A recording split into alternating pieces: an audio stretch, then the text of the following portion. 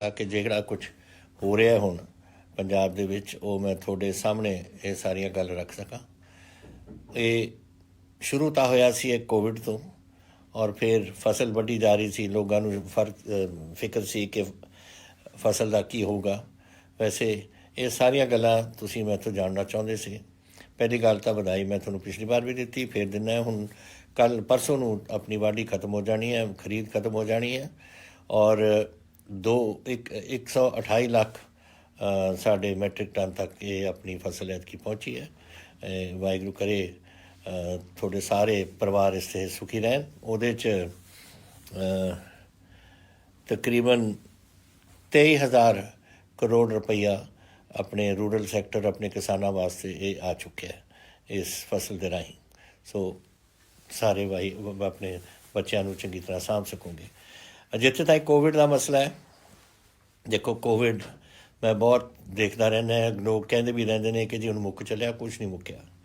ਇਹ ਦੁਨੀਆ ਤੁਸੀਂ ਅਗਰ ਦੇਖੋ, ਸਾਰੀ ਦੁਨੀਆ 'ਚ ਇਹ ਗੱਲ ਫੈਲ ਰਹੀ ਹੈ ਅਤੇ ਹੋ ਨਹੀਂ ਸਕਦਾ ਕਿ ਇਹ ਹਿੰਦੁਸਤਾਨ ਦੇ ਵਿੱਚ ਇਹ ਗੱਲ ਮੁੱਕ ਜੇ। ਇਹ ਆਪਾਂ ਨੂੰ ਬਹੁਤ ਇਹਤਿਆਤ ਕਰਨੀ ਪਊ, ਬਹੁਤ ਆਪਾਂ ਨੂੰ ਸੰਭਾਲ ਕੇ ਕੰਮ ਚੱਲਣਾ ਪਊਗਾ, ਤਾਂ ਹੀ ਆਪਾਂ ਇਹਨੂੰ ਕੰਟਰੋਲ 'ਚ ਰੱਖ ਸਕਾਂਗੇ।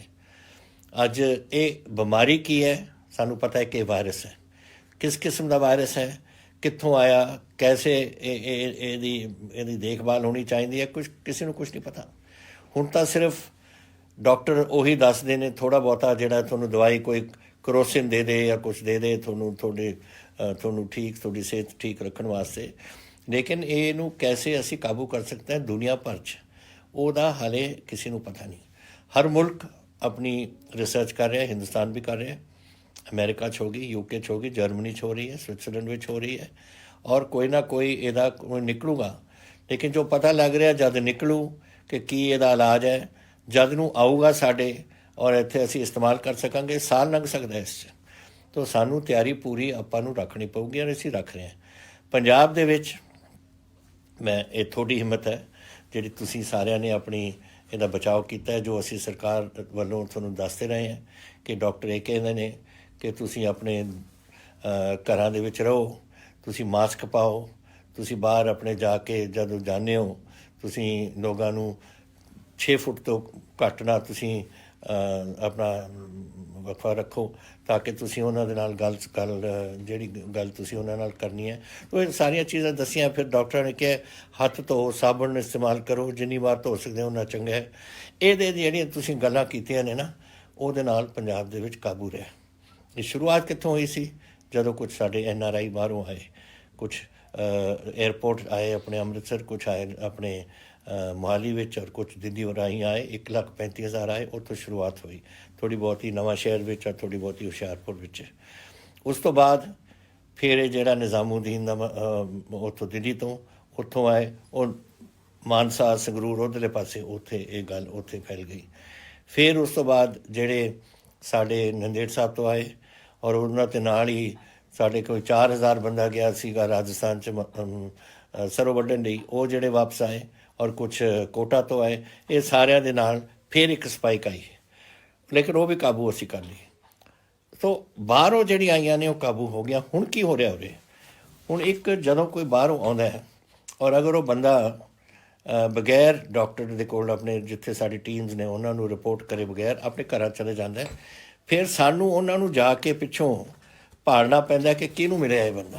ਹੁਣ ਦੇਖੋ ਤੁਸੀਂ ਕਿ ਅਸੀਂ ਜਿਹੜੇ ਬੰਦੇ ਆਏ ਨੇ ਉਰੇ, ਉਹਨਾਂ ਦੇ ਜਿਹੜੇ ਅੱਗੇ ਜਾ ਕੇ ਮਿਲੇ ਨੇ ਜਦ ਬਿਮਾਰੀ ਦੇ ਹਾਲਾਤ ਦੇ ਵਿੱਚ 9,560 ਬੰਦੇ, ਜਿਨ੍ਹਾਂ ਨੂੰ ਸਾਨੂੰ ਟਰੇਸ ਕਰਨਾ ਪਿਆ, ਭਾਲਣਾ ਪਿਆ, ਔਰ ਫਿਰ ਉਹਨਾਂ ਦੀ ਸਾਨੂੰ ਇਲਾਜ ਕਰਾਉਣਾ, ਦੇਖਣਾ ਪਿਆ ਕਿ ਇਹਨਾਂ ਨੂੰ ਕੋਵਿਡ ਤਾਂ ਨਹੀਂ ਹੋ ਰਿਹਾ, ਔਰ ਉਹਨਾਂ ਦੇ ਵਿੱਚੋਂ ਕੁਝ ਨਿਕਲੇ ਨੇ। ਹੁਣ ਅੱਜ ਦੇਖੋ, ਕੱਲ੍ਹ ਪਰਸੋਂ ਦੀ ਗੱਲ ਹੈ, 23 ਬੰਦੇ ਸੇ ਨਵੇਂ ਕੋਵਿਡ ਵਾਲੇ ਸਾਡੇ ਪੰਜਾਬ 'ਚ। ਕੱਲ੍ਹ ਰਾਤ ਜਿਹੜੇ ਅੱਜ ਖਬਰ ਮੇਰੇ ਕੋਲ ਆਈ ਹੈ ਉਹ 19 ਨੇ, ਔਰ ਅੱਜ ਦੀ ਖਬਰ ਆਊਗੀ ਕੱਲ੍ਹ ਨੂੰ, ਉਹ ਦੇਖਾਂਗੇ ਉੱਥੇ ਕੀ ਹੁੰਦਾ ਹੈ। ਲੇਕਿਨ ਹਿੰਦੁਸਤਾਨ 'ਚ ਸਭ ਤੋਂ ਘੱਟ ਹੈ, 2158 ਬੰਦਿਆਂ ਨੂੰ ਕੋਵਿਡ ਹੋਇਆ ਹੈ, ਔਰ ਅੱਜ 1946 ਬੰਦੇ ਅੱਜ ਅਸੀਂ ਉਹ ਇਲਾਜ ਕਰਕੇ ਵਾਪਸ ਚਲੇ ਗਏ। 402 ਹਾਲੇ ਸਾਡੇ ਇਲਾਜ ਦੇ ਵਿੱਚ ਰਹੇ ਨੇ। ਲੇਕਿਨ ਇਹ ਜਿਹੜੇ ਬੰਦੇ ਆਏ ਨੇ 23 ਪਰਸੋਂ ਔਰ 19 ਕੱਲ੍ਹ, ਇਹ ਬਾਹਰੋਂ ਨਹੀਂ ਆਏ, ये इत्थों ही फैल रही है बीमारी, और ये जी फैल रही है, ये मैनू खतरा है इस गल का। ये स्टेज 3 ते आके जब ये फैलन लग जाए और होरां नूं लग जाए तो बध सकती है। इस करके ये बहुत जरूरी है कि इसनूं खतरा समझ के तुसीं अज भी ਉਹੀ जो डॉक्टर तुहानूं दसदे ने अपना मास्क पाओ। मैं तुहानूं दस दिना कि इत्थे इत्थे लोग कई मास्क नहीं पाउंदे, और आ मेरे कोल आंकड़े ने ਜਿਹੜੇ मैं तुहानूं दसना चाहुंदा कि मैनूं सोशल मीडिया ते कई लोग पुछदे ने तुसीं लोग मास्क बगैर आउंदे ने, तुसीं कोई कदम नहीं चक रहे। मैं दसां तुहानूं कि मास्क बगैर आए ने। 17 मई तो लेके 28 मई तक 11 दिनां 'ਚ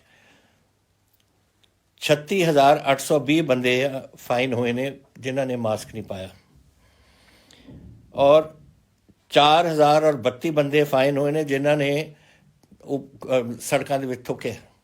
हुण ये बीमारी फैलती कैसे है? ये थुक तो फैलती है, और तुसीं अगर थुकी जाओ सारे किते और तुसीं अपने मास्क ना पाओ तो तुसीं बीमारी फैलाउण दी गल्लां कर रहे हो। और ये इत्थे और इन्हां ते 503 FIR होईयां ने ताकि इस नाल इन्हां नूं पता लगे कि जिहड़े बंदे कानून तोड़ते हैं उहदा फिर की असर हुंदा है। ये पिछले 24 घंटिਆਂ ਦੇ ਵਿੱਚ 6,061 बंदे ने जिहड़े मास्क ਦੇ ਵਿੱਚ जिन्हां ने नहीं पाई, और जिन्हां नूं उन्हां ने फाइन किया पुलिस ने, और 863 बंदे ने जिन्हां ने कल दे दिन थुक करदे उन्हां नूं फड़िया गया सी, और इन्हां ते 29 FIR होईयां ने। हुण देख लो कि तुसीं ये गल्लां सारियां भुल रहे हो जो दसियां ने, और ये चीज़ां ने जिहड़ियां इत्थे इस बीमारी नूं फैलाउंदियां ने। तो ये बड़ी माड़ी गल है। तुसीं अगर अपने पंजाब नूं बचाउणा है, अपने गुआंढ नूं बचाउणा है, अपने पिंड नूं बचाउणा है, अपने शहर नूं बचाउणा है, तो आही तुहानूं करना पऊगा। आ जिहड़ियां गल्लां तुसीं कीतियां ने बिल्कुल गलत बात है, और इन्हां नूं जिन्हां ने कीतियां ने भुगतना पऊ। हर चीज़ ते 500 रुपए का एक फाइन है, तुहानूं पता है। कोई मास्क नहीं पाऊगा और फड़िया गया तो 500 रुपए का फाइन, अगर थुक्या और वो फड़िया गया 500 रुपए का फाइन। ये सारिया चीज़ां यही तरीका है कि लोग समझणगे, नहीं तो कोई समझता ही नहीं। कोई समझते नहीं कि सारी गल ही मुक्क गई। ये गल नहीं मुक्की, इन्हें अगे फैलना है, और इस करके मैं इसनूं तुहानूं हुण बेनती करना चाहुंदा कि इहनूं सीरीयसली बहुत गंभीरता नाल सोच के ये तुसीं कदम चक्को। तुसीं हुण मैनूं पुछोगे, मैनूं कईयां ने पुछिआ कि कदों तुसीं इस लॉकडाउन नूं चक्कोगे। लॉकडाउन तो चक्या ही चक्या, क्योंकि 7 बजे सवेरे तो लैके शाम तक तुहानूं असीं पूरी खुल छुट्टी दे सकदी है कि तुसीं बाहर जाके अपनी दुकानां जिहड़ा कुछ खरीदना तुसीं खरीदो। लेकिन शाम के 7 बजे तो लैके सवेर के 7 बजे तक वो गवर्नमेंट ऑफ इंडिया की करफ्यू है। हुण गवर्नमेंट ऑफ इंडिया की दसदे ने वो देखांगे 31 तरीक नूं। 31 तरीक नूं प्राइम मिनिस्टर जरूर कुछ ना कुछ ऐलान करनगे, क्योंकि उन्हां दा लॉकडाउन 31 तरीक तक है करफ्यू। हुण तां ही सुधरिआ कम, और मैं नहीं चाहुंदा कि एक आउट ऑफ कंट्रोल चला जाए। बंबई दे विच देखिआ तुसीं लखां दे बंदे उत्थे होए ने। अमरीका 1 लाख तो मर गए उत्थे, और पता नहीं 17 लाख ने जिहड़े इस वेले कोविड दे नाल ने। यूके देखो 34,000 मर गए, और पता नहीं किन्ने लखां च उत्थे जर्मनी दे विच, स्विट्जरलैंड विच, सारे मुल्कां दे विच यही हो रहा है। तो असीं अपने पंजाब नूं बचाया होया है, और हुण इहो जी गल ना आपां कोई कर दईए जिहदे नाल बिल्कुल आपां होर नुकसान करा लईए अपना। तो मेरी यही बेनती तुहानूं कोविड विच कुछ हुण थोड़े सवाल आए ने, वो सवाल मैं हुण थोड़े उन्हां दा जवाब देने की कोशिश करांगा।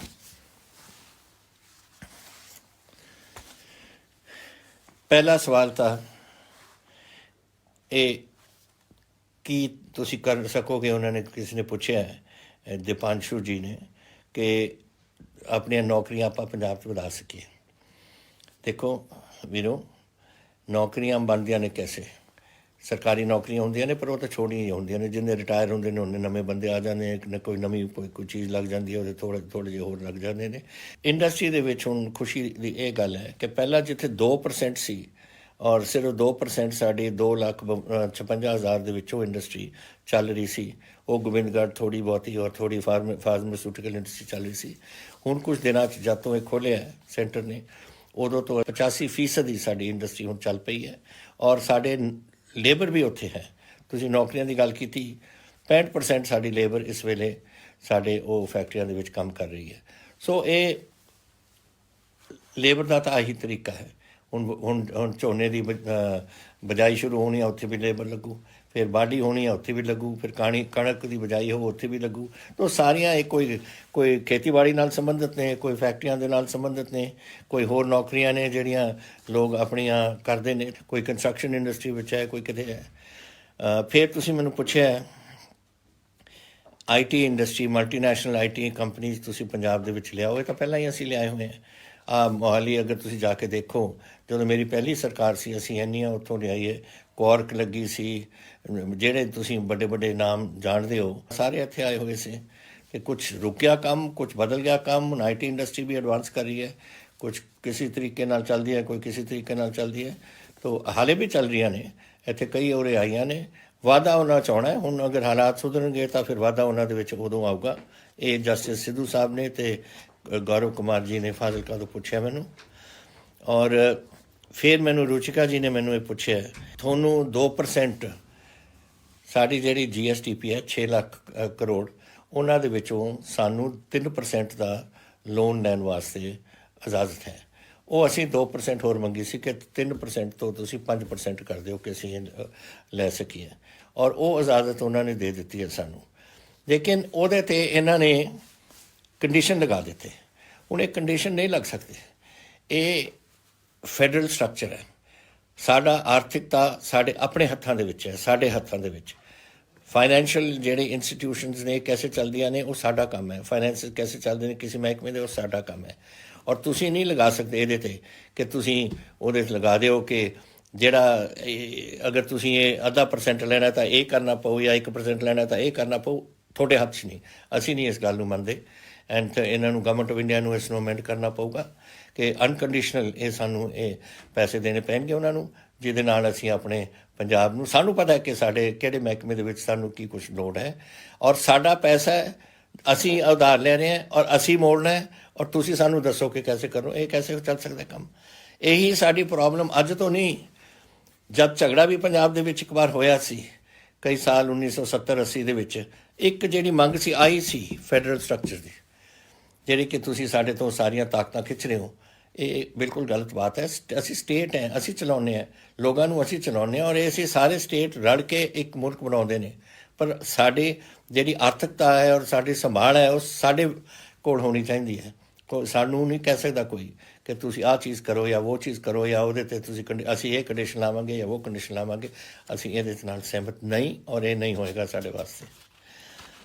ਫਿਰ ਤੁਸੀਂ ਪੁੱਛਿਆ ਸੀ ਕਿ ਹੁਣ ਲੋਕਡਾਊਨ 5 ਦਾ ਕੀ ਹੋਏਗਾ। ਪਹਿਲੀ ਗੱਲ ਤਾਂ ਇਹ ਹੈ ਕਿ ਜਿਹੜਾ ਲੋਕਡਾਊਨ ਹੈ ਨਾ, ਅੱਧਾ ਸਵੇਰ ਤੋਂ 7 ਵਜੇ ਤੱਕ, ਸ਼ਾਮ ਦੇ 7 ਵਜੇ ਤੱਕ ਅਸੀਂ ਖੋਲ੍ਹ ਦਿੱਤੀ ਸਭ ਕੁਝ ਕਿ ਆਪਣੇ ਫੈਕਟਰੀਆਂ ਵੀ ਚੱਲਣ, ਕਮਰਸ ਵੀ ਚੱਲੇ, ਆਪਣੇ ਕੰਮਾਂ 'ਚ ਤੁਸੀਂ ਜਾਓ। ਸ਼ਾਮ ਦਾ 7 ਵਜੇ ਤੋਂ ਲੈ ਕੇ ਸਵੇਰ ਦੇ 7 ਵਜੇ ਤੱਕ ਉਹ government of India the curfew ਲੱਗਿਆ ਹੋਇਆ ਹੈ। ਉਹ ਹੁਣ ਗਵਰਨਮੈਂਟ ਆਫ ਇੰਡੀਆ ਕੀ ਕਰਦੀ ਹੈ 31 ਤਰੀਕ ਨੂੰ ਉਹ ਸਾਨੂੰ ਦੱਸਣਗੇ। ਲੇਕਿਨ ਅਸੀਂ ਕੋਸ਼ਿਸ਼ ਕਰਾਂਗੇ ਕਿ ਹੋਰ ਰਾਹਤ ਦਿੱਤੀ ਜਾਵੇ ਲੋਕਾਂ ਨੂੰ, ਔਰ ਉਹ ਤੁਹਾਨੂੰ ਦੱਸਾਂਗੇ ਕਿ ਕੀ ਹੈ। ਲੇਕਿਨ ਇਸ ਤੋਂ ਪਹਿਲਾਂ ਕਿ ਅਸੀਂ ਇਹ ਫੈਸਲਾ ਕਰੀਏ, ਮੈਂ ਅੱਜ ਆਪਣੇ ਸਲਾਹਕਾਰਾਂ ਨੂੰ ਸਾਰਿਆਂ ਨੂੰ ਸੱਦ ਕੇ ਇਸ ਦੇ ਬਾਰੇ ਗੱਲ ਕੀਤੀ ਸੀ, ਕੋਵਿਡ ਬਾਰੇ। ਡਾਕਟਰ ਸਾਹਿਬ ਨੇ ਸਾਰੇ ਜਿਹੜੀ ਅਸੀਂ ਕਮੇਟੀ ਬਣਾਈ ਹੈ ਇਸ ਵਾਸਤੇ। ਔਰ ਹੁਣ ਅਸੀਂ ਵੇਟ ਕਰ ਰਹੇ ਹਾਂ ਦੇਖਣ ਨੂੰ ਕਿ ਐਲਾਨ ਕਰਨ ਤੋਂ ਪਹਿਲਾਂ ਕਿ ਸੈਂਟਰ ਦੀ ਗਵਰਨਮੈਂਟ ਕੀ ਦੱਸਦੀ ਹੈ। ਉਹ 31 ਤਾਈਂ ਉਹਨਾਂ ਦਾ ਲੋਕਡਾਊਨ ਸੀ। 31 ਤਾਈਂ ਮੇਰਾ ਖਿਆਲ ਪ੍ਰਧਾਨ ਮੰਤਰੀ ਜੀ ਆਪਣਾ ਐਲਾਨ ਕਰਨਗੇ। ਸੈਮ ਨੇ ਮੈਨੂੰ ਪੁੱਛਿਆ ਕਿ ਲੋਕਡਾਊਨ ਅਗਰ ਕੰਟੀਨਿਊ ਕਰੇਗੀ, ਰਿਸਟ੍ਰਿਕਸ਼ਨਸ ਘੱਟ ਹੋਣਗੀਆਂ ਜਾਂ ਨਹੀਂ।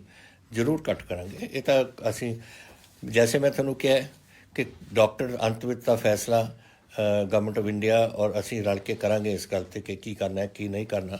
ਲੇਕਿਨ ਅੱਜ ਸਾਰੀ ਦੁਨੀਆ ਜਾ ਰਹੀ ਹੈ ਲੋਕਡਾਊਨ ਨੂੰ ਘਟਾਉਣ ਵਾਸਤੇ, ਕਿਉਂਕਿ ਅਸੀਂ ਆਰਥਿਕਤਾ ਆਪਣੇ ਮੁਲਕ ਦੀ ਔਰ ਆਪਣੇ ਸੂਬਿਆਂ ਦੀ ਕਾਇਮ ਰੱਖਣੀ ਹੈ। ਔਰ ਇਸ ਲਈ ਸਾਨੂੰ ਕੋਈ ਲੋਕਡਾਊਨ ਦੇ ਵਿੱਚ ਕੋਈ ਜਿਹੜਾ ਕੁਝ ਵੀ ਅਸੀਂ ਕਰ ਸਕਦੇ ਹਾਂ ਉਹ ਅਸੀਂ ਤੁਹਾਡੇ ਫਾਇਦੇ ਵਾਸਤੇ ਅਸੀਂ ਕਰਾਂਗੇ ਇਸ ਨੂੰ।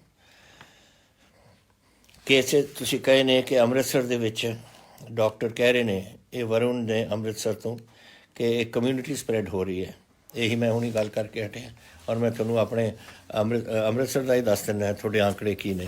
ਆ ਲਓ, ਤੁਹਾਡੇ ਅੰਮ੍ਰਿਤਸਰ ਦੇ ਵਿੱਚ ਕੱਲ੍ਹ ਦੇ ਦਿਨ 7 ਕੇਸ ਨਵੇਂ ਆਏ ਨੇ। ਉਹ 7 ਕੇਸ ਇੱਕ ਨਵਾਂ ਕੇਸ ਹੈ ਜਿਹੜਾ ਕਿਤੋਂ ਬਾਹਰੋਂ ਆਇਆ, ਔਰ 6 ਕਹੇ ਜਿਹੇ ਕੇਸ ਨੇ ਜੋ ਕੰਟੈਕਟ ਕੇਸ ਨੇ ਇੱਕ ਦੂਜੇ ਨੂੰ ਮਿਲ ਕੇ। ਸੋ ਜੋ ਤੁਹਾਨੂੰ ਡਾਕਟਰ ਅੰਮ੍ਰਿਤਸਰ ਦੇ ਵਿੱਚ ਕਹਿ ਰਹੇ ਨੇ ਸਹੀ ਕਹਿ ਰਹੇ ਨੇ।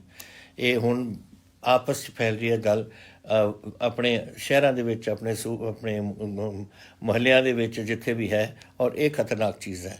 ਔਰ ਇਸ ਦਾ ਇਹ ਤਾਂ ਹੀ ਅਸੀਂ ਇਸ ਨੂੰ ਫੈਸਲਾ ਕਰਨ ਵੇਲੇ ਅਸੀਂ ਇਹਦਾ ਧਿਆਨ ਜ਼ਰੂਰ ਕਰਾਂਗੇ ਇਸ ਗੱਲ ਨੂੰ। ਔਰ ਤੁਸੀਂ ਇਹ ਫਿਰ ਪੁੱਛਿਆ ਕਿ ਜੋਗਾ ਸਿੰਘ ਚੌਹਾਨ ਨੇ ਕਿ ਪ੍ਰਾਈਵੇਟ ਬੱਸਾਂ ਪਿੰਡਾਂ ਵਿੱਚ ਕਦੋਂ ਚੱਲਣਗੀਆਂ। ਸਾਡੇ ਵੱਲੋਂ ਕੋਈ ਰੁਕਾਵਟ ਨਹੀਂ। ਅਗਰ ਪ੍ਰਾਈਵੇਟ ਬੱਸਾਂ ਨਹੀਂ ਚੱਲਦੀਆਂ ਉਹਨਾਂ ਦੀ ਆਪਣੀ ਸੋਚ ਹੋਣੀ ਹੈ। ਪੰਜਾਬ ਸਰਕਾਰ ਨੇ ਤਾਂ ਖੁੱਲ੍ਹ ਕਰ ਦਿੱਤੀ ਹੈ ਕਿ ਤੁਸੀਂ ਜਿਹੜੀ ਬੱਸਾਂ ਨੇ ਚੱਲਣਾ, ਜਿਹੜੀ ਬੱਸਾਂ ਕੰਪਨੀਆਂ ਨੇ ਚੱਲਣੀਆਂ ਉਹ ਚਲਾਉਣ। ਜਿਹੜੇ ਲੋਕ ਆ ਰਹੇ ਨੇ ਬਾਹਰੋਂ ਉਹਨਾਂ ਨੂੰ ਸਾਰਿਆਂ ਨੂੰ ਚੈੱਕ ਕੀਤਾ ਜਾ ਰਿਹਾ ਹੈ। ਕਈਆਂ ਦਾ ਜਿਨ੍ਹਾਂ ਦਾ ਕੋਈ ਸਿੰਪਟਮ ਨਹੀਂ, ਜਿੱਥੇ ਕੋਈ ਇਹੋ ਜਿਹੀ ਲੱਗਦੀ ਨਹੀਂ ਕਿ ਇਹਨਾਂ ਨੂੰ ਕੁਛ ਹੈ ਕੋਈ ਬਿਮਾਰੀ, ਉਹਨਾਂ ਨੂੰ ਅਸੀਂ ਘਰ ਭੇਜਦੇ ਹਾਂ ਔਰ ਉੱਥੇ ਘਰ ਦੇ ਵਿੱਚ ਕੁਆਰੰਟੀਨ ਕਰਵਾ ਰਹੇ ਹਾਂ। ਉਹ ਕੁਆਰੰਟੀਨ 14 ਦਿਨ ਦੀ ਰਹਿੰਦੀ ਹੈ। ਕੁਆਰੰਟੀਨ ਦਾ ਮਤਲਬ ਉੱਥੇ ਬੰਦ ਆਪਣੇ ਘਰਾਂ 'ਚ ਉਹਨਾਂ ਨੂੰ ਰਹਿਣਾ ਪਊ। ਬਾਹਰ ਇੱਕ ਨੋਟਿਸ ਲੱਗ ਜੂ ਕਿ ਘਰ ਕੁਆਰੰਟੀਨ ਦੇ ਵਿੱਚ ਹੈ ਔਰ ਮੈਡੀਕਲ ਐਡਵਾਈਸ ਦੇ ਅਧੀਨ, ਮੈਡੀਕਲ ਸੰਭਾਲ ਦੇ ਅਧੀਨ ਇਹ ਰਹਿਣਗੇ ਜਦੋਂ ਤਾਈਂ ਡਾਕਟਰ ਕਹਿਣਗੇ ਤੁਸੀਂ ਠੀਕ ਹੋ, ਹੁਣ ਤੁਸੀਂ ਬਾਹਰ ਜਾ ਸਕਦੇ ਹੋ। ਸੋ ਇਹ ਜਿੱਥੇ ਵੀ ਹੋਏਗਾ ਇਹੋ ਜਿਹੀ ਗੱਲ, ਅਗਰ ਤੁਹਾਨੂੰ ਕਿਸੇ ਨੂੰ ਪਤਾ ਲੱਗਦਾ ਹੈ ਕਿ ਕੋਈ ਆ ਰਿਹਾ ਔਰ ਬਗੈਰ ਗਵਰਨਮੈਂਟ ਨੂੰ ਦੱਸੇ ਜਾਂ ਬਗੈਰ ਸਾਡੇ DC ਨੂੰ ਜਾਂ SDM ਨੂੰ, ਜੋ ਵੀ ਸਾਡੇ ਅਫਸਰ ਉੱਥੇ ਲੱਗੇ ਹੋਏ ਨੇ ਉਹਨੂੰ ਦੱਸੇ, ਉਹ ਆ ਕੇ ਘਰ 'ਚ ਰਹਿ ਰਿਹਾ, ਜ਼ਰੂਰ ਇਹ ਗੱਲ ਉਹਨਾਂ ਨੂੰ ਪਹੁੰਚਾ ਦਿਓ। ਕਿਉਂਕਿ ਤੁਹਾਡੀ ਆਪਣੀ ਸੰਭਾਲ ਇਸ ਗੱਲ 'ਚ ਹੈ ਕਿ ਤੁਸੀਂ ਦੱਸ ਦਿਓ ਕਿ ਜੀ ਫਲਾਣਾ ਬੰਦਾ ਆਇਆ, ਉਹਨੇ ਆਪਣੇ ਕਿਸੇ ਕੋਲ ਗਿਆ ਨਹੀਂ, ਸਿੱਧੇ ਆਪਣੇ ਘਰ 'ਚ ਗਿਆ, ਦੱਸੋ। ਫਿਰ ਸਾਨੂੰ ਇਹ ਚੈੱਕ ਕਰਾਉਣਾ ਸਾਡੇ ਵਾਸਤੇ ਜ਼ਰੂਰੀ ਪਊਗਾ ਤਾਂ ਕਿ ਅਸੀਂ ਇਸ ਬਿਮਾਰੀ ਨੂੰ ਕੰਟਰੋਲ ਕਰ ਸਕੀਏ ਉੱਥੇ। ਦੇਖੋ ਟੈਸਟਾਂ ਦੀ ਗੱਲ ਇਹ ਹੈ, ਤੁਸੀਂ ਕਿਹਾ ਸੀ ਮੈਨੂੰ ਕਿ ਜਿਹੜੇ ਕਿੱਟ ਆਉਂਦੇ ਨੇ ਕਰੋਨਾ ਦੇ, ਇਹ ਕਿੱਟ ਆ ਗਏ ਸੀ ਪਹਿਲਾਂ ਚਾਈਨਾ ਤੋਂ ਮੰਗਵਾਏ ਸੀ ਅਸੀਂ, ਫਿਰ ਮੇਰਾ ਖਿਆਲ ਸਾਊਥ ਕੋਰੀਆ ਤੋਂ ਮੰਗਵਾਏ ਸੀ। ਲੇਕਿਨ ਇਹਦੇ ਨਾਲ ਪਤਾ ਨਹੀਂ ਲੱਗ ਰਿਹਾ, ਕਿਤੇ ਕਿੱਟ ਦੇ ਵਿੱਚ ਉਹ ਬੰਦਾ ਕੋਈ ਕਰੋਨਾ ਨਜ਼ਰ ਆਉਂਦੀ ਹੈ, ਕਿਤੇ ਨਹੀਂ ਆਉਂਦੀ, ਤਾਂ ਇਹ ਕੋਈ ਠੀਕ ਨਹੀਂ ਸੀ। ਤਾਂ ਆਪਣੀ ਗਵਰਨਮੈਂਟ ਨੇ, ਹਿੰਦੁਸਤਾਨ ਦੀ ਗਵਰਨਮੈਂਟ ਨੇ ਇਹ ਕਿੱਟ ਵਾਪਸ ਕਰ ਦਿੱਤੇ ਨੇ ਔਰ ਹੁਣ ਕਰੋਨਾ ਟੈਸਟਿੰਗ ਹੀ ਡਾਇਰੈਕਟ ਹੁੰਦੀ ਹੈ। ਉਹਦੇ ਵਾਸਤੇ ਪੰਜਾਬ 'ਚ ਪਹਿਲਾਂ ਸਾਡੇ ਕੋਲ ਬਹੁਤ ਘੱਟ ਸੀ, 700 ਦੇ ਕਰੀਬ ਹੁੰਦੇ ਸੀ, ਫਿਰ 2500 ਤੇ ਪਹੁੰਚ ਗਏ ਔਰ ਹੁਣ ਅਸੀਂ 6-7 ਟੈਸਟ ਡੇਲੀ ਅਸੀਂ ਕਰ ਰਹੇ ਹਾਂ। ਮਸ਼ੀਨਾਂ ਨਵੇਂ ਮੰਗਾਈਆਂ ਨੇ ਔਰ ਡਾਇਰੈਕਟ ਕਰੋਨਾ ਦਾ ਟੈਸਟ ਇੱਥੇ ਹੋ ਰਿਹਾ।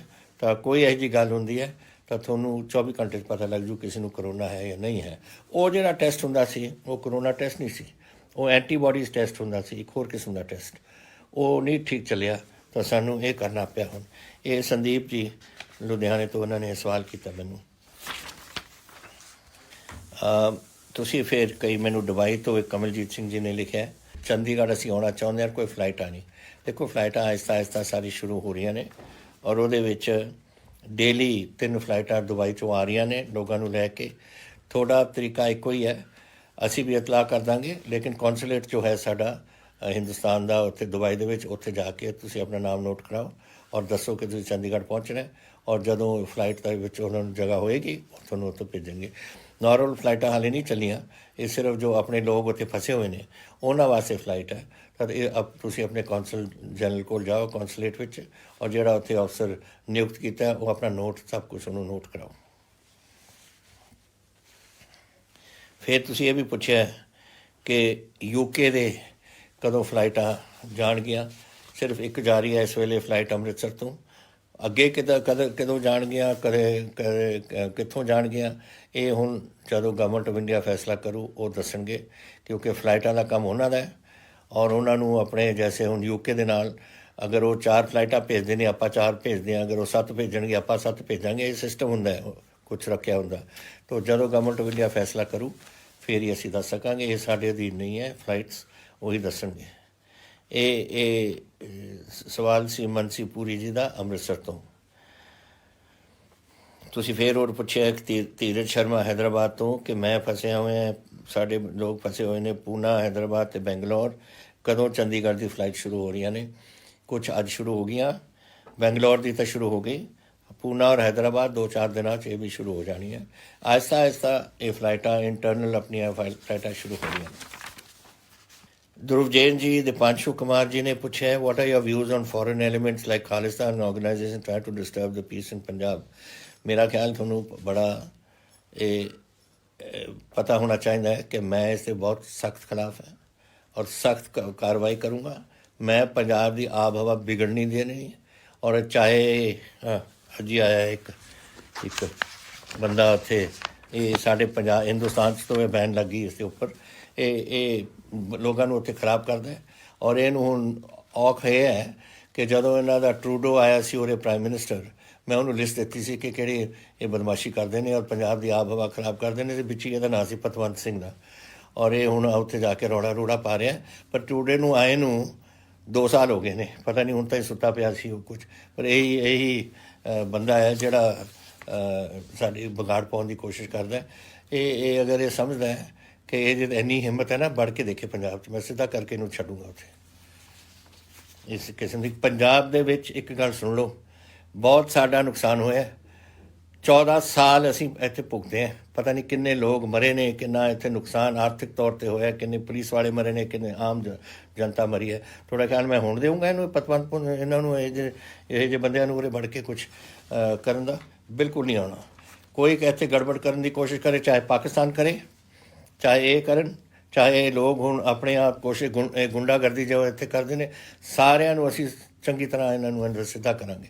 ये समझ लैन इन्हों के टैररिस्ट मॉड्यूल्स मैं बहुत तोड़ चुके हो रहे, 32 के करीब असी टैररिस्ट मॉड्यूल चुके ने, कोई 200 के करीब तो इन्हों के हथियार फड़े ने असी, और सारे फड़ के असी सीधा कर रहे हैं। ऐसी यही जी कोई गल नहीं।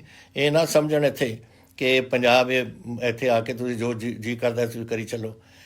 असी सारी साड़ी सिक्योरिटी सर्विसेज तैयार बैठियां ने, बॉर्डर पर बैठी है BSF, वो मगर असी बैठे हैं, साढ़े मगर बैठी है फौज। हुण गड़बड़ करा के दिखाउण मैनूं, बिल्कुल सीधा करांगे इन्हां नूं। तुसीं फिर मैनूं ये कहा कि कई सब्जियां मंडियां दे विच क्वारंटीन वगैरह का की कर उत्थे ट्रैफिक कंट्रोल नहीं है। वो मैं पुलिस वालियां नूं दस रहे कि सब्जी मंडियां दे विच जिथे जोर हुंदा सवेर दे वेले वो ध्यान रखन ताकि उत्थे सोशल डिस्टेंसिंग का प्रबंध हो सके। स्पूरीअस लिकर एल्कोहल पंजाब दे विच मैन्युफैक्चरिंग का ये हुंदा है हर वेले।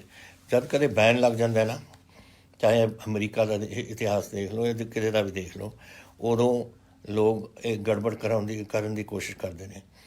हुण जब साडा बैन लग गया सी कि लिकर की सेल नहीं होनी, लिकर फैक्ट्रियां नहीं चल सकदियां, आ है थोड़ा आंकड़े देख लो पंजाब की हो रहा सी कि असी इलिसिट लिकर 17/5 तो लैके 25/5 तक असी FIR 1729 कीतियां ने। ਜਿਹੜੇ बंदे पकड़े गए ने, अरेस्ट होए ने और अंदर जेल च ने 1360। और जिन्नी इलिसिट लिकर है जो देसी लिकर बनाते ने 16,583 लीटर ये असी पकड़े। ਜਿਹੜੇ आम विस्कियां बनदियां ने, पता नहीं असली है या ये भर के अंदर भर देंगे ने, वो 62,477 लीटर असी ये फड़ी है। और लाहन किलोआं दे विच 4,71,371 आ तां तुसीं इत्थे करदे हो। और जिहड़े पुलिस ने देखिया जिथे भट्ठियां दे विच अपनी बनाई जाते हैं शराब, वो 97 भट्ठे जे इन्होंने फड़ के उत्थे उठ के। तो इस किस्म का तो थोड़ा कम हो रहा है। जदों ये हुंदा उदों जदों कोई ये गल होए, हुण ये बिल्कुल सख्ती नाल असीं लगे हुए हैं। और मैं तुहानूं पूरा भरोसा दिंदा कि इत्थे कोई इहो जी गल नहीं होनी। ये गल जरूर है कि बाहरले सूबे तो इत्थे आउण दी कोशिश हुंदी है, क्योंकि पंजाब की शराब महंगी है कुछ, तो हिमाचल तो, चंडीगढ़ तो, हरियाणा तो, राजस्थान तो कदे कदे उधरों आ जाती है। असी हुण उत्थे बहुत सख्ती कर रहे हैं। कोई इहो जिहा समगल करने की कोशिश करूँ वो फिर असी बड़ी सख्ती नाल उन्हां दे नाल बर्ताव करांगे।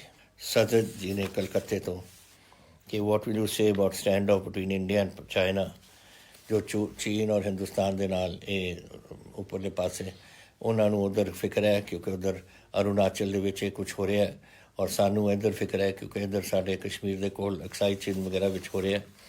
एक गल ये देख लो, अज असी किसी दुनिया देश के नाल कोई लड़ाई नहीं चाहते। असी चाहते हैं कि अपने हालात सुधरन और आपां अपने काम करिए, वो अपना काम करन।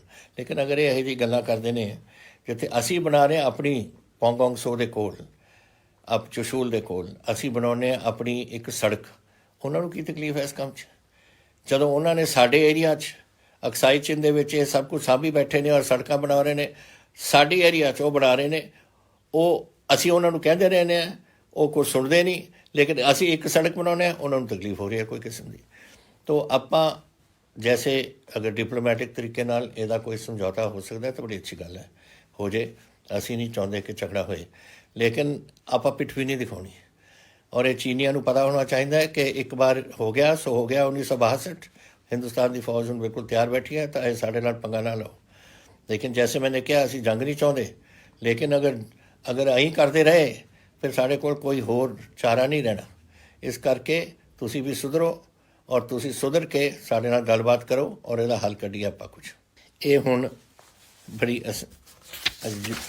ਗੱਲ ਤੁਸੀਂ ਪੁੱਛੀ ਹੈ ਮੈਨੂੰ ਗਗਨਦੀਪ ਜੀ ਹੁਸ਼ਿਆਰਪੁਰ ਨਾਲ ਕਿ ਅਕਾਲੀ ਦਲ ਕਹਿੰਦਾ ਕਿ ਅਸੀਂ ਬਿਜਲੀ ਪਾਣੀ ਤੇ ਦੀ ਮੋਟਰਾਂ 'ਤੇ ਬਿੱਲ ਲਾਵਾਂਗੇ। ਇਹ ਅਕਾਲੀ ਦਲ ਦੀ ਆਦਤ ਹੀ ਹੈ ਝੂਠ ਬੋਲਣ ਦੀ। ਜਦ ਤੋਂ ਪਿਛਲੀ ਸਰਕਾਰ ਸੀ ਮੇਰੇ, ਉਦੋਂ ਵੀ ਇਹਨਾਂ ਨੇ ਕਰਤੀ ਕਿ ਜੀ ਕਾਂਗਰਸ ਨੇ ਤਾਂ ਬਿੱਲ ਲਾ ਦੇਣੇ ਨੇ। ਹੁਣ 3 ਸਾਲ ਸਾਨੂੰ ਹੋ ਗਏ, ਹੁਣ ਰੋਜ਼ ਹੀ ਕਹੀ ਜਾਂਦੇ ਨੇ ਬਿੱਲ ਆਉਣਗੇ ਜੀ, ਬਿੱਲ ਆਉਣਗੇ ਜੀ। ਅਸੀਂ ਕਿਉਂ ਬਿੱਲ ਆਏ? ਅਸੀਂ ਕਮਲੇ ਆ ਕੋਈ ਕਿ ਬਿੱਲ ਲਾ ਦੀਏ ਆਪਣੇ ਕਿਸਾਨਾਂ ਦੇ ਉੱਪਰ, ਜਦੋਂ ਸਾਨੂੰ ਪਤਾ ਹੈ ਕਿ ਹਾਲਾਤ ਕੀ ਇੱਥੇ ਬਣੇ ਹੋਏ ਨੇ। ਇਹ ਬਿਲਕੁਲ ਕੋਈ ਬਿੱਲ ਨਹੀਂ ਸਾਡਾ ਪੰਜਾਬ ਦੇ ਉੱਪਰ ਕਿਸੇ ਕਿਸਾਨ ਦੇ ਉੱਪਰ ਲੱਗਣਾ, ਕੋਈ ਟਿਊਬਵੈੱਲ ਦੇ ਉੱਪਰ ਨਹੀਂ ਲੱਗਣਾ। ਇਹਨਾਂ ਨੂੰ ਆਦਤ ਹੈ ਬੋਲਣ ਦੀ, ਤੁਸੀਂ ਇਹਨਾਂ ਦੀ ਆਦਤ ਵਿੱਚ ਨਾ ਪਾਓ। ਇਹਨਾਂ ਸੁਣਦੇ ਰਹੋ ਔਰ ਉਹਨਾਂ ਨੂੰ ਕਹਿ ਦਿਓ ਕਿ ਤੁਸੀਂ ਝੂਠ ਬੋਲ ਰਹੇ ਹੋ। ਮੈਂ ਬੈਠਾ ਉਰੇ ਦੇਖਾਂਗੇ ਕੌਣ ਬਿੱਲ ਇੱਥੇ ਲਾਉਂਦਾ। ਔਰ ਇਹ ਗੱਲਾਂ ਬਿਲਕੁਲ ਸਾਨੂੰ ਨਹੀਂ ਪਤਾ ਕਿ ਸਾਡੀ ਕਿਸਾਨੀ ਕਿਸ ਗਰੀਬੀ ਦੇ ਵਿੱਚ ਬੈਠੀ ਹੈ।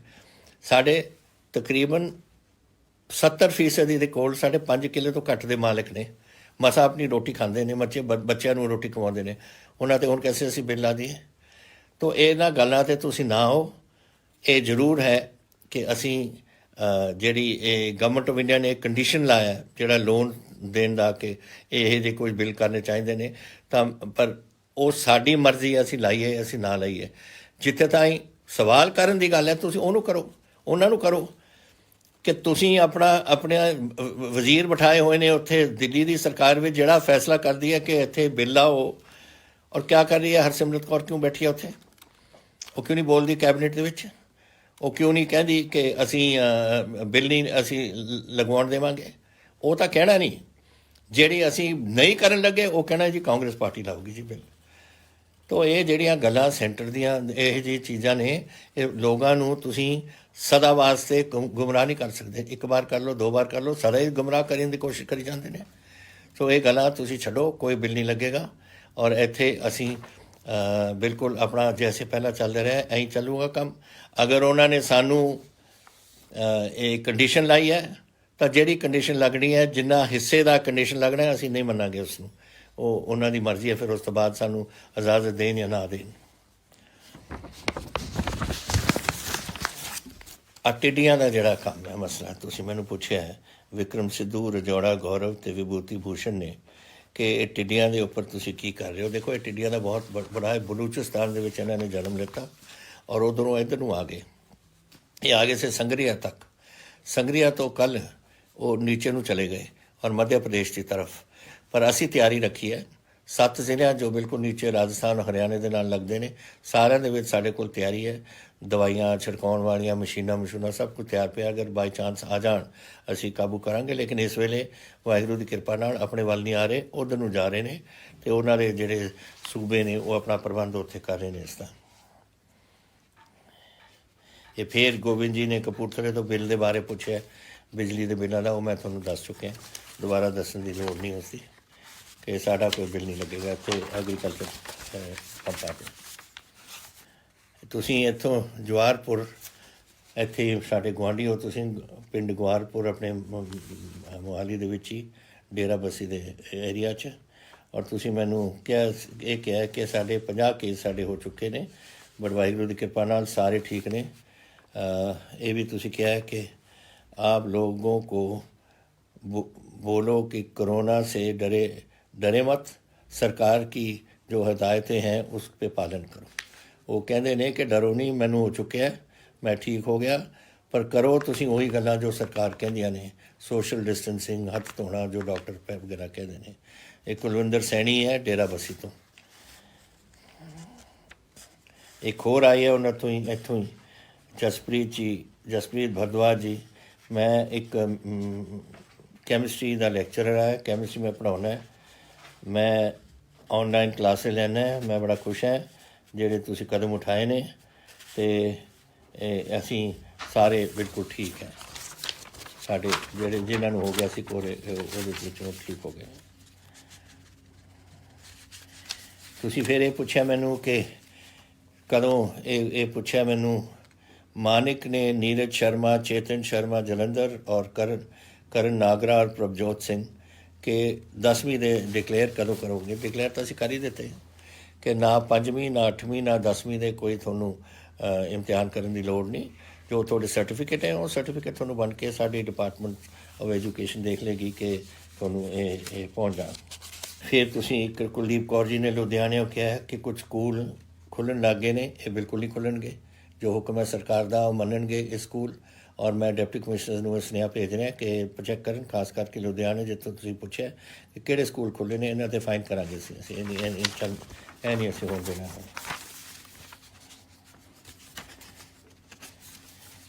फिर एक गुरा महल भाई बठिंडा, उन्हें कहा कि जिहड़ा तुसीं कोविड-19 का तुसीं बड़ा वधिया काम किया है। मैं ये बारे गाना लिखा, मेरा तुहानूं सुनाना चाहुंदा। चलो सुन लांगे गोरा जी, असीं तुहाडा गाना जदों चलो एक दिन आ जाओ, फिर मैनूं सुना देना। और लेबर रिफॉर्म सी जिहड़ी तुसीं मैनूं पुछया इत्थे कि लेबर रिफॉर्म्स का एनी प्लान, कोई कदम तुसीं चक रहे हो पंजाब दे विच। देखो लेबर एक जिहड़ी वधिया इकोनॉमी चल रही है, आर्थिकता चल रही है और वाइबरेंट इकोनॉमी होवे, बड़ी तगड़े तरीके नाल ये वधदी होवे, तो लेबर का जिहड़ा भी उन्होंने दुख है वो साडा दूर करना साडा काम है। एंड ये ताकि कानून भी चले और लेबर भी खुश रहे। ये दोनों चीज़ां असी अगर कोई यही जी गल हुंदी है सानू दसो, असी जरूर इसदा कोई हल कढांगे। ना इंडस्ट्री चल सकती है लेबर बगैर, और ना लेबर दे कोई नौकरियां मिलनियां या साधन बननगे जद तक इंडस्ट्री ना होए। तो थोनू दोनों एक भाई भैन के तरीके नाल या भाई भाई के तरीके नाल थोनू चलना पऊ। पंजाब एक सूबा है जिथे वधिया तरीके नाल इत्थे चलदा रहा और अहीं चलना चाहिए एक भाई भाई दे एक तरीके नाल। ਉਹੀ थोड़ा कदम आपां नूं अपने पंजाब दे विच रखना पऊ।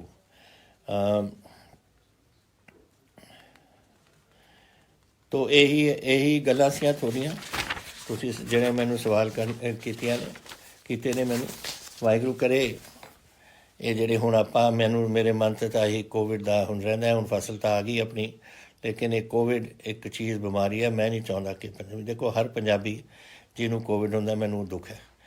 हर पंजाबी जिहड़ा मरदा है मैनूं बहुत ही दुख है कि मेरा एक परिवार का जी मेरा चला गया। तुहानूं पता है किन्ने साडे मर चुके ने अज ताईं, जब तो कोविड शुरू हुआ 40 पंजाबी।